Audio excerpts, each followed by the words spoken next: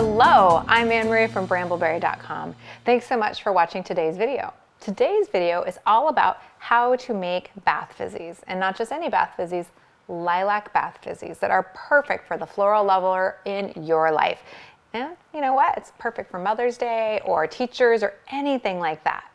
Now, if you've never made bath fizzies before, this is maybe a little advanced because there's two colors. You're dealing with a mold that I find a little bit difficult. So we do have a playlist on making bath fizzies that has a basic bath fizzy recipe, and brambleberry.com, of course, has basic bath fizzy kits. If you've made bath fizzies a few times though, you're going to love this recipe. My kids do make it with me and they've figured out how to work the two colors, but I do have to do the molds for them. Now for this bath fizzy recipe, I did splurge a little bit. I am using Rosehip Seed Oil, which I love. It's really full of skin-loving ingredients like vitamins A and C and E. Doesn't really have much of a smell, but if you're looking for a slightly more economical oil, sweet almond oil would be a great option as well. And I'm not a big fan of ring around the tub. You know what I mean? Like when you take the bath and the oil flows to the surface and then you let the water out and then there's this weird ring around the tub and you're like, ugh, now I have to wash the tub. One thing that helps with that is Polysorbate 80. Polysorbate 80 is just a synthetic ingredient that's an emulsifier, meaning it helps to bind the water in your bathtub to the oil that's in the bath fizzy. And another thing, since there is purple in this bath fizzy, that ring around the tub could be a little lavender colored. So this helps to just make that ring around the tub either go away or wipe off really easily, as opposed to needing to clean the entire tub when you're done. It's optional. You don't have to use it. If you're like, hey, I don't have it at home, or I don't want to use anything called polysorbate, that freaks me out. You don't have to use it, but you will end up with a tiny little bit more oil around your tub than if you actually had used it. So making bath fizzies always follows the same basic proportions. It's a 1 part citric acid to 2 parts baking soda or sodium bicarbonate. And one of the ways to ensure that your bath fizzies are clump free is to sift your sodium bicarbonate. It's your typical baking soda you can buy at the store, or of course you can buy it from brambleberry.com, and you just want to sift out all of those clumps, because any of these little clumps end up looking like little, well, first of all, they don't get colored, so there's that, so you see them in there, but they also end up looking like little interesting warts in your bath fizzies. Also, fragrance that hasn't been fully mixed in can look like a little wart in your bath fizzy too.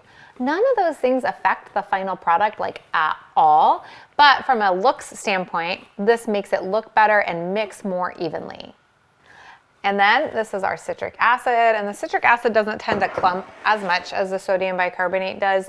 So this is mostly just to kind of check, and this one actually sifts through a lot easier because there's really no clumps at all. Citric acid is a really common food additive. You'll see it in things like Coca-Cola or soda drinks because it helps to lower the pH of products naturally. You'll also see it on a lot of sour candies. So even though it has the word acid in it, it's not a scary acid. It is a food grade product. Now, if you're not in a very good ventilated area, or say you're extra sensitive to like powders or dusts, you could mask up for sure with this. I've mixed this up and now I'm just going to add in my liquids. So I'm going to go with 1 ounce of my liquid oil. In this case, I'm using Rosehip Seed Oil, which is such a lovely oil. Really makes my skin feel moist after the tub, which is fantastic. I'm going to do 1/2 ounce of lilac, which sounds like it might be a lot, but it's not, because remember, each of these bath fizzies has to sort of scent an entire tub.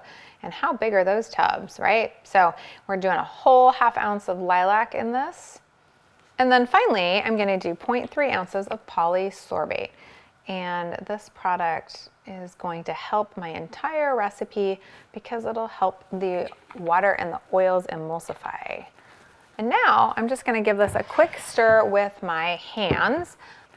You could wear gloves, and I will say if you have nicely painted fingernails, the citric acid and the baking soda together work like an exfoliating product and sort of scour away at the first of your finger, like the tips of the fingernail polish. So if you're wearing really nice polish, definitely put on gloves. And of course, if you're making these to sell, you want to use good manufacturing practices. So of course you'll be wearing a hairnet and gloves. I'm not though, because I really like to feel this, and also I want to look cute, so I'm not wearing a hairnet. And just give this a quick stir, and then after that, we're going to really work with our witch hazel to get the right consistency, and then we'll split this into 2 containers to work with our second color. But before that, I am going to get all of my molds prepped and ready to go. Because once that witch hazel starts to hit, this actually ends up getting kind of harder and more gummy to work with. So I'm gonna make sure that everything is fully prepped. This is such a good consistency. It feels so good already. It's close without any witch hazel right now. Just wanna make sure there are no clumps of any of the oils or the fragrance or the polysorbate sitting in here. But this looks pretty good. So now I'm gonna split this off, and it's like 1/3 purple to 2/3 white. So I'm sort of just eyeballing it.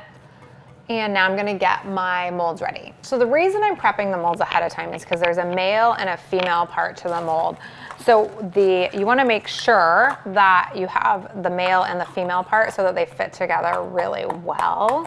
And so I just like to make sure that that's all done ahead of time, because again, once you get that witch hazel in, you definitely don't have that much time to work with these. I'm gonna put a little tiny rose petal just in the bottom of each of these so that there's kind of some fun and interesting things. Remember, the rose petals are mostly there because they look pretty, they smell nice, they will clog the drain. So keep that in mind too when you're making this. A little bit of purple, and remember, what you see is what you get. So just start with a little bit. Remember, you can put more in, you can't take it out. Just gonna mix this in, and this beautiful purple, Queen's Purple Mica from Brambleberry, is one of my favorites. And boy, a little bit went a long way. Loving it. Now that my purple's mixed in, I'm gonna do my white and my purple. And I like to do a lot of white on either side. Just kind of push it down really well, and you want to make sure that the channels are pretty clear here. The reason you want the channels to be clear is because you need these 2 sides to stick together. So white, and again, I like the white, purple, white, but you can do whatever you want. I find that the rose petals really look best though with the white.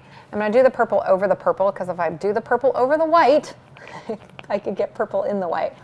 So with the male side here, you can fill it just a little bit more full, because you kind of want to mound it in the middle, and you want to channels totally clear. And then you put these 2 together, you really squeeze them together, make sure you're over full, and then you have to figure out how to get this thing closed. It takes a little bit of elbow grease, not gonna lie. I usually end up sort of like grabbing it and shoving it close to my body and kind of like pushing. In this case, I got really lucky and I got it together fully the first time.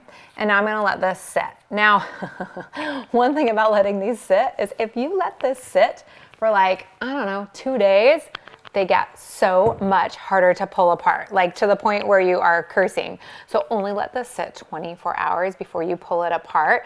And then you get that beautiful shiny look that really looks fantastic, but also comes out of the mold easily. If you let them sit in the mold too long, what ends up happening is, if you're using witch hazel, and you notice I didn't use any witch hazel yet, part of that is because this recipe, honestly, it's kind of perfect right now the way it is, because apparently the humidity in Bellingham, Washington today is good enough that this is moist enough. If you're in a really dry place though, you may have found yourself having to use witch hazel to get to the right consistency.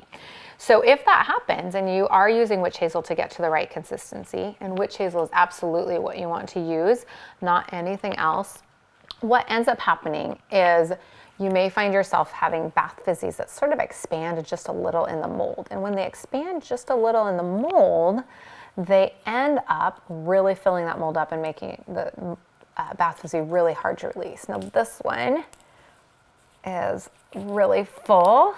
It's so pretty. I love how the rose petals look though, and this smells so good. The Brambleberry Lilac is such a classic lilac. It smells just like a fresh lilac.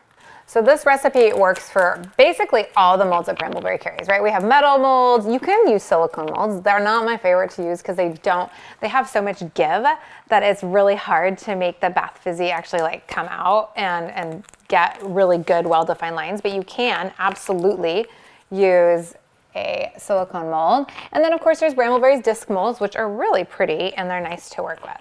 So with these, again, just let them sit in the mold for about 24 hours, pull them out. They're ready to give away, to use right away, to sell, anything like that. They make a perfect gift. Who doesn't love the gift of a little bit of luxury, a little bit of me time when you give them a bath fizzy? If you liked this video, please give it a thumbs up. Consider subscribing to our channel because then you get notified every single time new videos come out. And of course, when you're making any of the projects that we teach on this channel or at the In the Studio blog at brambleberry.com, please hashtag your creations Bramble on. That's how we pick our makers of the month. That's how we get inspired and see how you're using our products. And of course, that's how we build community because creativity and community go hand in hand. Until next time, everyone, thanks for watching.